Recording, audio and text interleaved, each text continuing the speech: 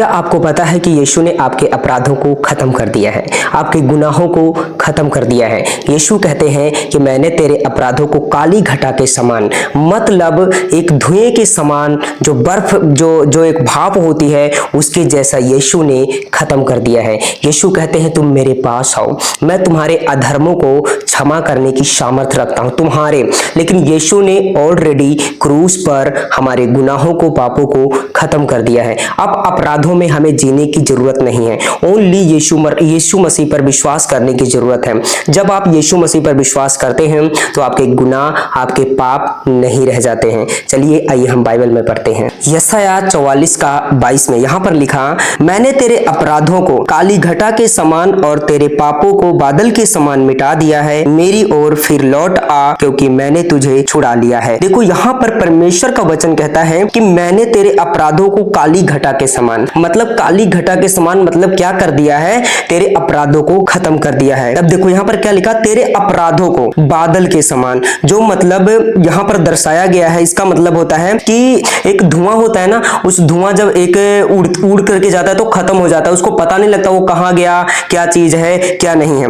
वही यहाँ पर कह रहा है कि तेरे पापों को बादल के समान क्या किया है, हटा दिया है। जब आप यहाँ पर पढ़ते हैं ना कि इब्रानियों 9 अध्याय उसका 26 में यहाँ पर परमेश्वर का वचन कहता है, अन्यथा जगत की रचना के समय से ही उन्हें बार बार कष्ट भोगना पड़ता, परंतु अब युगों के अंत में एक बार प्रकट होकर उन्होंने अपने बलिदान द्वारा पाप को दूर कर दिया है। अब देखो ये एम्प्लीफाइड बाइबल है, यहाँ पर कह रहे हैं कि जगत की रचना के समय से कह रहे हैं कि उन्हें बार बार कष्ट भोगना पड़ता, इसलिए यीशु इस पृथ्वी पर भेजा कि यीशु इस पृथ्वी पर जाए और एक एक लोगों को, गुनाह को, पाप को खत्म कर दे, अपराध को खत्म कर दे। यहाँ पर लिखा परंतु अब युगों के अंत में, ये युग अंत चल रहा है, ये अंत चल रहा है। यहाँ पर लिखा परंतु अब युगों के अंत में एक बार प्रकट होकर उन्होंने अपने बलिदान द्वारा पाप को दूर किया। बाइबल कहती है कि यीशु ने हमारे पापों को दूर कर दिया है। अब हमें इन चीजों की जरूरत नहीं है कि हमें पाप क्षमा करवाने के लिए कर्म करना पड़ेगा। बाइबल कहती है कि कर्म जो होता है वो आपको उसका प्रतिफल मिलता है, लेकिन बिना कर्मों के द्वारा धर्मी ठहराया जाता है वो इंसान धन्य है। हर एक इंसान इस समय धर्मी है, कोई ऐसा इंसान नहीं है जो पापी है। पाप किसके द्वारा आया? आदम के द्वारा आया, ना कि शैतान के द्वारा। गलती किसकी थी? आदम की थी। उसको चुनाव करना था कि मैंने कहां पर जाना है, उसको चुनना था, क्योंकि परमेश्वर ने उसको क्या दिया था? अधिकार दिया था, आदेश दिया था कि आपको ये चीज मानना पड़ेगा। इस चीज से उसने क्या किया? परमेश्वर की आज्ञा को नहीं माना, तो इस करके आज दुनिया पाप में फंसी हुई है, अंधकार में फंसी हुई है। आपको अंधकार में निकलने की जरूरत है, आप रोशनी में आए। यीशु कहते हैं ज्योति मैं हूं, जो मेरे पास आता है। आप लाइट के बिना कुछ नहीं कर सकते, आप अंधकार में कुछ नहीं कर सकते हैं, समझ रहे हो? आप अंधकार में कुछ नहीं कर सकते और लाइट के बिना आप कुछ नहीं कर सकते। लाइट होगी तो आपके पास रोशनी होगी, अगर आप अंधेरे में रहोगे तो आपकी लाइफ जैसे कहते हैं ना कि एक डगमगाती हुई जिंदगी वैसे चलेगी। अब देखो यहाँ पर क्या लिखा है कि यीशु ने हमारे अपने एक ही बलिदान के द्वारा, अब युग के अंत में इस समय यीशु प्रकट हुआ है, जिसने हमारे गुनाहों को खत्म कर दिया है। हालेलुया। देखो यहाँ पर क्या होता है कि जो बलिदान है, बलिदान एक ही बार। आज बहुत सारे लोग अपने आप को पाप क्षमा करने के लिए बहुत सारे लोग बहुत जगह, अन्य जगह जाते हैं कि मेरे गुनाह, मेरी बीमारी, मेरे रोग ये क्या हो जाए, ये चंगे हो जाए, ये खत्म हो जाए। लेकिन यीशु ने इन गुनाहों को, इन पापों को एक ही बार बलिदान दिया है। वो पवित्र था, उसके अंदर कोई पाप नहीं था, उसके अंदर कोई गुनाह नहीं था। अब देखो यहाँ पर क्या लिखा है कि मेरी ओर फिर और लौट आ, क्योंकि मैंने तुझे छुड़ा लिया है। यहाँ परमेश्वर कहता है कि मैंने तुझे छुड़ा लिया। इजराइल की बात हो रही है, लेकिन यहाँ पर हम नए नियम में भी पढ़ेंगे यीशु यहाँ पर क्या कहते हैं। यहाँ पर लिखा मेरी ओर फिर लौट आ, क्योंकि मैंने तुझे छुड़ा लिया है, कि मैंने तुझे बचा लिया है। अब देखो यहाँ पर यीशु पापियों को अपने आने के लिए बुलाते हैं। जो पापी हैं उनको यीशु बुला रहे हैं कि तू पापी है बेटा, तो मेरे पास आ जा। तू गुनाहगार है, तू मेरे पास आ जा। कोई तुझे नहीं बुला रहा है, कोई तुझे नहीं रख रहा है, यीशु कहते हैं तू मेरे पास आ जा। यीशु बुलाते हैं। यहाँ पर मत्ती बाइबल में 11:28 में यहाँ पर लिखा है कि हे सब परिश्रम करने वालों और बोझ से दबे लोगों, मेरे पास आओ, मैं तुम्हें विश्राम दूंगा। यीशु यहाँ पर आपको विश्राम देने जा रहे हैं। विश्राम देने की क्या करते हैं? वादा करते हैं, वादा करते हैं, ना कि ये आपको करना है, ये यीशु ने करना है। कि जब आप यीशु पर विश्वास करते हैं, बाइबल कहती है कि विश्वास बिना उसे प्रसन्न करना अनहोना है। जब तक आप यीशु मसीह पर विश्वास नहीं करेंगे, आपके लाइफ में कोई घटना नहीं घटेगी, कोई कार्य नहीं होंगे, कोई काम आपके सफल नहीं होंगे, कि ओनली जीसस ही खुदा है। यीशु ही आपको उन चीजों से निकाल सकता है। यहाँ पर यीशु कहते हैं हे सब परिश्रम करने वालों, हो, जो मर्जी परिश्रम करते हो, क्या डिप्रेशन में हो, किसी प्रॉब्लम में हो, दिक्कत में हो, बीमार में हो, रोग में हो, यीशु के पास आओ। यीशु छुड़ाना चाहता है। आप यीशु को अंगीकार करो कि यीशु तो मेरा मुक्तिदाता है, मैं तुझे स्वीकार करता हूं, तू मुझे छुड़ाएगा, तू मुझे बचाएगा। अब देखो यहां पर क्या लिखा है कि जो यहां पर लिखा ना कि तुम मेरी ओर फिर और लौटा, इसका मतलब यही है कि यीशु पापियों को बुला रहे हैं। छुड़ाने का मतलब क्या है? शारीरिक और आत्मिक रूप से चंगाई देना, शारीरिक और आत्मिक रूप से एक इंसान को चंगाई देना, ना कि किसी जानवर को, ना किसी वस्तु को, किसी चीज को नहीं। ये यहाँ पर मनुष्यों की बात हो रही है कि मैंने तुझे छुड़ा लिया है, तुम मेरे पास आ बेटे, मैंने तुझे छुड़ा लिया। छुड़ाने का मतलब यही होता है कि आत्मिक प्रकार से बंधन में, श्राप के बंधन में, गरीबी के बंधन में, रोग में, जो यीशु मसीह ने एक ही बार बलिदान करके क्रूस पर खत्म कर दिया है।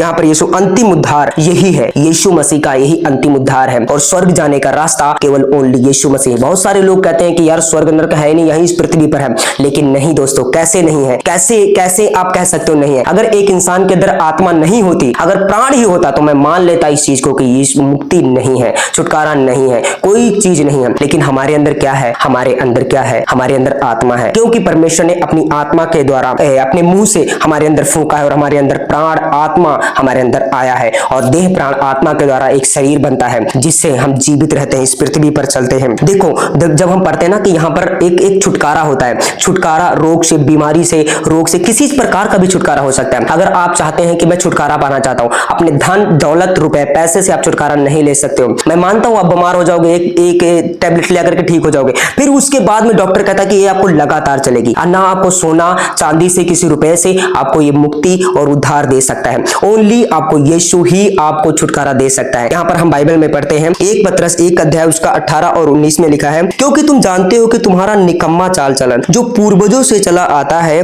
उससे छुटकारा चांदी सोने अर्थात नाशवान वस्तुओं के द्वारा नहीं हुआ, 19 में, पर निर्दोष और निष्कलंक मेमने अर्थात मसीह के बहुमूल्य लहू के द्वारा हुआ है। दोस्तों मैं आपको बताना चाहता हूं, यहाँ पर बाइबल कहती है कि यीशु मसीह के बहुमूल्य लहू के द्वारा, उस मेमने का मतलब होता है कभी उसके अंदर पाप नहीं पाया जाता, उसके अंदर गुनाह नहीं पाया जाता, लेकिन संबंध के द्वारा पाप बनता है ना। लेकिन जो यीशु था उसके अंदर कोई गुनाह नहीं था, कोई पाप नहीं था। यहाँ पर कह रहे हैं कि तुम्हारा निकम्मा चाल चलन। निकम्मा चाल चलन क्या है? ये पुराने नियम में जो लोग होते थे, यहूदी लोग होते थे, जो अन्य जाति लोग होते थे, जब यीशु मसीह को मतलब बहुत ऐसे मतलब करते फिरते थे, वो चीजें यहाँ पर बता रहे हैं। कह रहे पूर्वजों से चला आता है, पूर्वजों से, बचपन से चला आता है, शुरुआत से, दादा परदादाओं से चला आता है। यहाँ पर कहते हैं उसे छुटकारा चांदी सोने अर्थात नाशवान वस्तुओं के द्वारा नहीं हुआ है, छुटकारा ओनली यीशु मसीह के द्वारा हुआ है। यीशु मसीह पर विश्वास करते हैं, यीशु मसीह ही आपको उन चीजों से छुटकारा दे सकता है जिन चीजों से आपको निकलना है। अब देखो यहाँ पर क्या लिखा है कि पर निर्दोष और निष्कलंक मेमने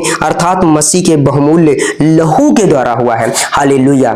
देखो यहां पर यीशु मसीह क्या कह रहे हैं कि यीशु मसीह ने अपने लहू से, मेमने निष्कलंक लहू से हमें छुटकारा दिया, हमें बचाया है। ओनली पापों की गुनाह, पापों से छुटकारा, बीमारों से, रोगों से, किसी चीज से छुटकारा आपको ओनली यीशु ही दे सकते हैं। यीशु के अलावा कोई नहीं छुड़ा सकता। आप किसी डिप्रेशन में हो, एक डिप्रेशन की स्पिरिट होती है, ना कि कोई बीमारी होती है, एक स्पिरिट होती है, एक दुष्ट आत्मा होती है जो एक इंसान के लाइफ में कार्य करती है। वो सोचता है कि मैंने क्या किया यार, मुझे कुछ समझ में नहीं आ रहा है कि मैंने क्या किया, क्या कर दिया है, मेरे मुंह से निकल जाता है। एक स्पिरिट होती है, एक वाइन, एक दारू शराब पिलाने वाली एक स्पिरिट होती है, एक दुष्ट आत्मा होती है, एक पिशाच वाली आत्माएं होती हैं, बीमारी पैदा करने वाली होती है, रोग पैदा करने वाली होती है। उन चीजों से छुटकारा देने के लिए क्रूस पर मरा यीशु मसीह। हमको हमारे बलिदान को, जब हम बलिदानों में फंसे हुए थे, पहले क्या होता था? पहले बलिदान दिया जाता था किन लोगों का? जो बकरी, बैल, इन चीजों का बलिदान दिया जाता था, उस तब जाकर के हमारे गुनाह और पाप क्षमा होते थे। अब देखो यीशु मसीह यहाँ पर लास्ट में